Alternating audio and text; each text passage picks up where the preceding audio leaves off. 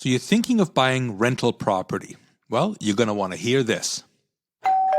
You're listening to Winnipeg's Real Estate Podcast with Bo Kaufman of RE/MAX Performance Realty, answering questions of buyers and sellers of houses and condos in Winnipeg. If you're thinking of buying rental property and growing your real estate portfolio, then you're going to love this call I'm about to make. I'm going to call a friend of mine. His name is 𝗟𝗶𝘀𝗀. Garrett is the president of the Professional Property Managers Association of Manitoba, and he runs a company called 𝗟𝗶H Property Management. Now, they specialize in helping investors and property owners who have 1, 2, 3, a small amount of rental properties. All in all, 𝗟𝗶H has over 600 residences in their portfolio, and they're the perfect source of information if you're looking for help in managing your properties. So let's give him a call right now. Hello, Garrett speaking. Hey, Garrett, it's Bo. How are you doing? Good. How are you? Good. Excellent. Listen, we'll get right into it. I wanted to ask you a couple of things about people wanting to get into owning rental properties. And one of the most common questions I get is Winnipeg still a good market? Now, I recall an article a couple of years ago that said that Winnipeg, out of 36 markets, Winnipeg was actually the one with the lowest vacancy rate. Now, that was a couple of years ago, so I'm just wanting to hear your side of this. Is Winnipeg still a good market to own rental properties? I believe so, yes. Those stats from a few years ago, back in 2012, we actually had almost a 0% vacancy rate. Right. It was 0.9%. It has risen, but it's fairly balanced now. I believe the last stats from CMHC last fall said it was about a 2.99 or effectively a 3% vacancy rate. And all that means is a lot of the tenants that are trying to find properties just have a little bit more choice. Right. But it hasn't really affected property values to the point that, tenants can't find a place or there's bidding wars. It just means that you have to provide a decent product if you're going to be an investor. Right. You now have a little bit of competition and renters have a little bit of choice. And there's nothing wrong with that. Right. Exactly. I mean, I can go out and find a house for $100,000 in the core area, or I can find $1 million house in Linden Woods. Where would you say is like the sweet spot for somebody who wants to buy their first rental property? What price range and what neighborhoods? So I would probably not concentrate as much on price range of the building. That's obviously that's important because you have to qualify and you have to make sure it cash flows properly.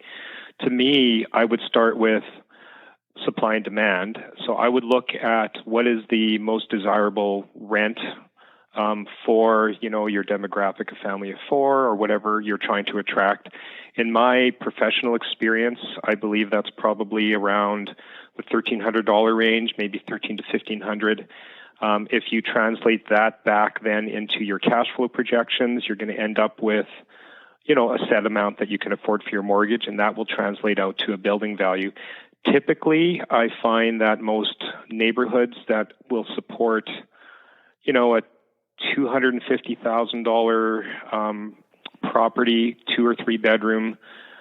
We can talk about neighborhoods if you want in a minute. That normally will translate into a $1,300 rent, $1,400 rent, which means that the property will have a positive cash flow at the end of the day of between, you're probably wanting to target $100 to $300 before or after management fees, factor in some vacancy and some maintenance allowances in there.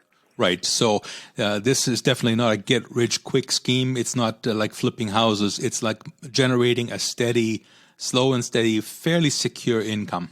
It's a way of what they call generational wealth. Flipping is fine in some unstable markets, and there are people who are flipping successfully in Winnipeg, but I'm a proponent of buy and hold.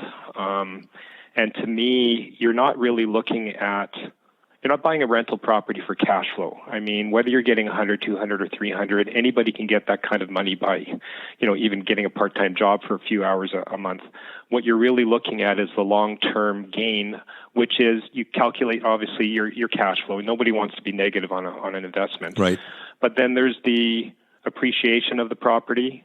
But also, what most people don't realize or factor in is that property is being paid off significantly year after year, and that accelerates around halfway through the mortgage cycle, the amortization, to the point that tenant is now paying off the entire property after 20 or 25 years. Correct. So, but when I understand your math is cash flow of $100, $200, that's after the whole mortgage payment is done, not just the interest, but the whole mortgage payment.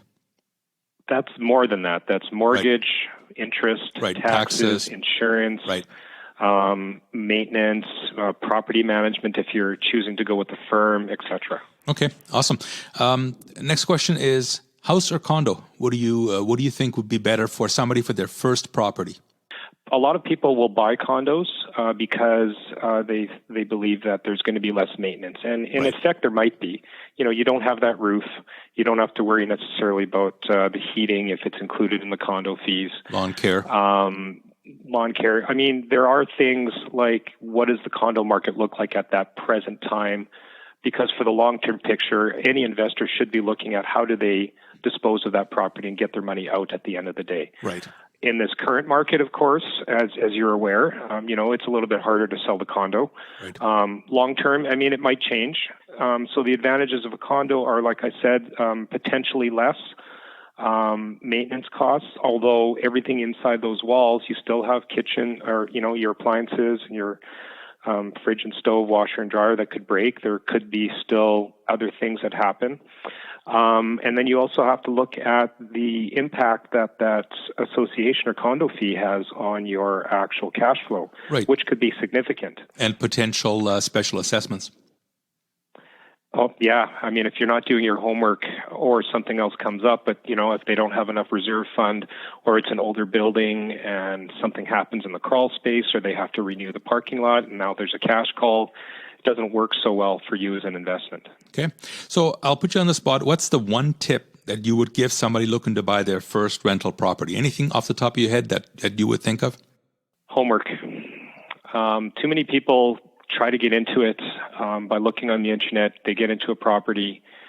They don't do enough homework either on the neighborhoods, on the rent, the Rent Residential Act for that province. It doesn't have to mean that it's in Winnipeg or Manitoba.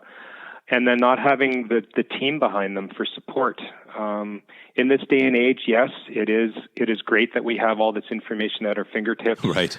But, speaking with actual, mortgage brokers, realtors, insurance, maybe even getting advice from a property manager, even if you're not going to be employing one, just finding out what the experts in the industry, an accountant, a lawyer, what they say. They've already been through this. They've already had clients that have gone through it. Why reinvent the wheel? Right, exactly.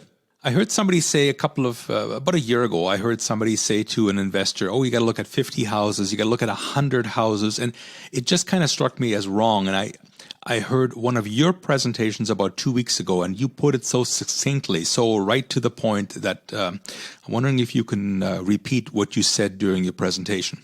Well, it goes along the lines of homework. Again, with the internet, spreadsheets, and knowledge, I don't think you need to look at any homes. I mean, you technically just do all your homework ahead of time, do your cash flow projections. So let's say that you find a property through your realtor that, with the way things are now, things are automatically sent to you. You run your cash flow projections. Okay, you're not sure exactly how much it should rent for. Well, going to the property might not help you with that. So maybe you want to, go and do your research on the local internet, or, you get a market evaluation performed by a property manager. So now you've got that income coming in. You can certainly go and, call the utilities and find out how much the utilities are going to be. You already know what the property tax is going to be because it's in the listing. You can speak to your insurance agent. So once you get all of those things into your spreadsheet, you have a number at the end of the day. You can decide if that property makes sense for you, because at the end of the day, this is a business. The rental property, if you will, is a piece of inventory, and it has to make money for you. There's no point in looking at 50 houses without knowing your numbers. So in that case, then, if you look at it from the opposite end of the spectrum, there's no point looking at a house unless it does make sense. Right. So therefore, why would you need to look at 50 houses? You could certainly look at 50 houses online and run the spreadsheets or the cash flow projections for the comfort of your home, but actually physically getting out there. I've done this where, if it makes sense on paper, the only thing that you're doing when you're going out and viewing the property is making sure that the pictures kind of match the story, Right. that there aren't It's any hidden structural. things. Yeah. The structural, the bones are good, different things like that. Right. Last question is, you touched on it a couple of times, neighborhoods in Winnipeg. If we are talking about $1,300, $1,400 a month rent, house that's in the low 200s to 250, what neighborhoods would be fairly easy to rent out?